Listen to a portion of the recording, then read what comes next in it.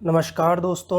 NCERT class 7 भूगोल chapter 1 जिसका नाम है पर्यावरण। तो पर्यावरण होता क्या है? जीवित प्राणी के चारों ओर पाए जाने वाले लोग, स्थान, वस्तुएं, प्रकृति को ही पर्यावरण कहते हैं। यह प्राकृतिक एवं मानव निर्मित परिघटनाओं का मिश्रण है। तो सभी चीज़ों को मिला लोगे, अगल बगल जो चीज़ भी हो रही हैं वो पर्यावरण है। प्राकृतिक पर्यावरण में पृथ्वी पर पाई जाने वाली जीवीय एवं अजीवीय दोनों परिस्थितियां सम्मिलित हैं। अब ये जीवीय और अजीवीय क्या चीज़ होते हैं?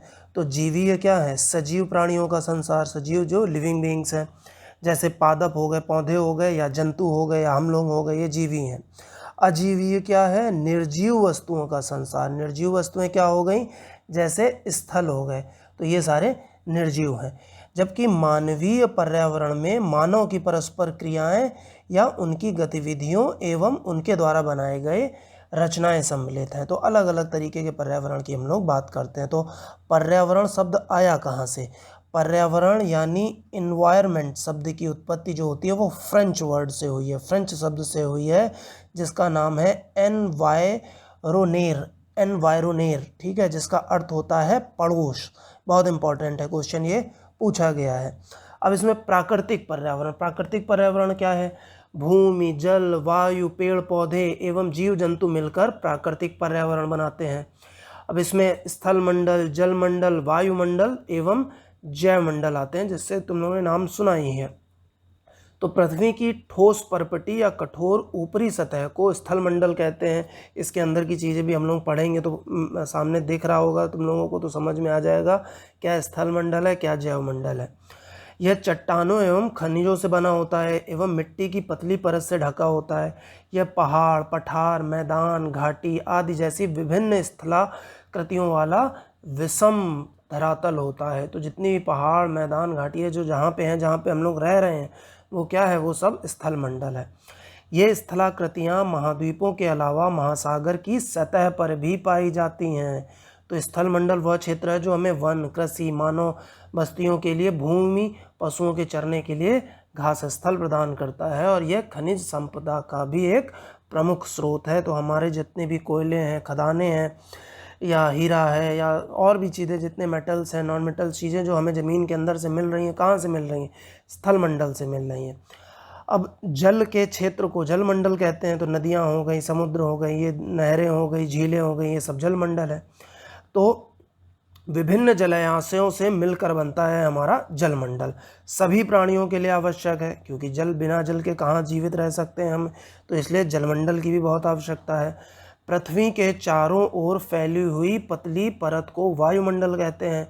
पृथ्वी की गुरुत्वाकर्षण बल अपने चारों ओर के वायुमंडल को थामे रखता है। यह सूर्य की झुलसाने वाली गर्मी और हानिकारक किरणों से हमारी रक्षा करता है। हानिकारक पराबैंगनी किरणें भी हो सकती हैं या अन्य किरणें भी हो सकती हैं। तो अब इसमें कई प्रकार की गैस होती हैं, धूल कण होते हैं, जल वाष्प उपस्थित होते हैं। हम बार बार बोल रहे हैं, अभी डिटेल में नहीं जा रहे हैं इसमें। क्यों? क्योंकि हम लोग एनसीईआरटी पे कवर कर रहे हैं। तो वायुमंडल में परिवर्तन होने से मौसम एवं जलवायु में परिवर्तन होता रहता है। पादप एवं जीव जंतु मिलकर जैवमंडल या सजीव संसार का निर्माण करते हैं। यह पृथ्वी का वह संकीर्ण क्षेत्र है जहाँ स्थल, जल एवं वायु मिलकर जीवन को संभव बनाते हैं। अब क्या आता है? पारितंत्र। तो पारितंत्र क्या होता है? तो वह तंत्र जिसमें समस्त जीवधारी आपस में एक दूसरे के साथ तथा पर्यावरण के उन भौतिक एवं रासायनिक कारकों के साथ परस्पर क्रिया करते हैं जिसमें वे निवास करते हैं। ये सब ऊर्जा और पदार्थ के स्थानांतरण द्वारा संबद्ध है। क्या समझ में आया? सभी पेड़ पौधे, जीव जंतु एवं मानव अपने आसपास के पर्यावरण पर आश्रित होते हैं। तो वे प्रायः एक दूसरे पर ही आश्रित हैं। जीवधारुओं का आपसी एवं अपने आसपास के पर्यावरण के बीच के संबंध ही पारितंत्र का निर्माण करता है। अधिक वर्षा वाले वन, घास स्थल, रेगिस्तान, पर्वत, झील, नदी, महासागर, छोटे से ताल का भी एक पारितंत्र हो सकता है। मतलब उसमें जो जो चीज़ें मिलती हैं। अच्छा, एक क्वेश्चन पर्यावरण से कई बार पूछा गया है, तो अनलिमिटेड बार परीक्षाओं में पूछा गया है। विश्व पर्यावरण दिवस कब मनाया जाता है? तो कब मनाया जाता है? 5 जून को मनाया जाता है। रट लो बिल्कुल, क्योंकि ये कई बार पूछा गया प्रश्न है। मानवीय पर्यावरण, मानव अपने पर्यावरण के साथ पारस्परिक क्रिया करता है और उसमें अपनी आवश्यकता के अनुसार परिवर्तन करता है। प्रारंभिक मानव ने स्वयं को प्रकृति के अनुरूप बना लिया था, उसका जीवन सरल था एवं आसपास की प्रकृति से उनकी आवश्यकताएं पूरी हो जाती थी। समय के साथ कई प्रकार की आवश्यकताएं बढ़ी, मानव ने पर्यावरण के उपयोग और उसमें परिवर्तन करने के कई तरीके सीख लिए। उसमें फसल उगाना, पशुपालन, स्थायी जीवन जीना सीख लिया। पहिए का आविष्कार हुआ, आवश्यकता से अधिक अन्न उपजाया, वस्तु विनिमय पद्धति का विस्तार हुआ।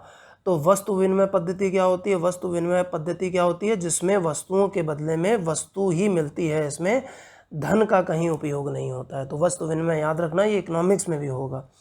व्यापार आरंभ हुआ एवं वाणिज्य का विकास हुआ। औद्योगिक क्रांति से बड़े पैमाने पर उत्पादन प्रारंभ हो गया। परिवहन तेज गति से प्रारंभ हुआ। सूचना क्रांति से पूरे विश्व में संचार सहज और द्रुत हो गया। तो अब जरा देखो कि अगल बगल क्या है पर्यावरण से तो संबंधित। मतलब क्या आप जानते हो कि गर्मी में रसीला तरबूज, सर्दी में मूंगफली क्या है, किस तरीके से वो होती है, किस तरीके से मानवीय पर्यावरण के साथ उसका सामंजस्य बिठाया जा सकता है। तो ये सारी चीज़ें जो हैं ये हमारी पर्यावरण में आएंगी। छोटे छोटे ही चैप्टर होते हैं एनसीईआरटी में, तुम लोगों को पता है, लेकिन जैसे जैसे हम लोग क्लास ऊपर जाते जाएंगे चैप्टर बड़े होते जाएंगे और डेप्थ में होते चले जाएंगे। तो अभी हम लोग 7th में, 6th वाला हो चुका है, तो ये अभी छोटी सी ही चीज़ें हैं इसमें। अब इसमें प्रश्न कहाँ से पूछे जाते हैं? क्या है पारितंत्र क्या होता है, पर्यावरण से आप क्या समझते हैं? इसको मतलब ऑप्शनल में ही होगा। पर्यावरण के प्रमुख घटक कौन से हैं? स्थल मंडल क्या है? जीवीय पर्यावरण के 2 प्रमुख घटक कौन से हैं? जैव मंडल क्या है? ठीक है। और जैव मंडल, वायुमंडल, जलमंडल, पर्यावरण में मिलान करने को कई बार क्वेश्चन आए हैं। तो इससे इसी तरीके के क्वेश्चन आए हुए हैं, क्योंकि बहुत पर्यावरण तो वैसे ही अपने आप में इम्पॉर्टेंट है, और जब हम लोग इकोलॉजी पढ़ेंगे तो और ज़ोर से पढ़ेंगे, मतलब और डेप्थ में पढ़ेंगे। क्योंकि मैंने बताया था कि ज्योग्राफी का कई पार्ट जो है वो पर्यावरण में है। तो पर्यावरण को पहले इससे भी समझ लो, फिर पर्यावरण एक इकोलॉजी अलग से चैप्टर जब पढ़ाएंगे, विषय पढ़ाएंगे, तो उसमें और नई नई चीज़ें आएंगी। तो आज के लिए धन्यवाद।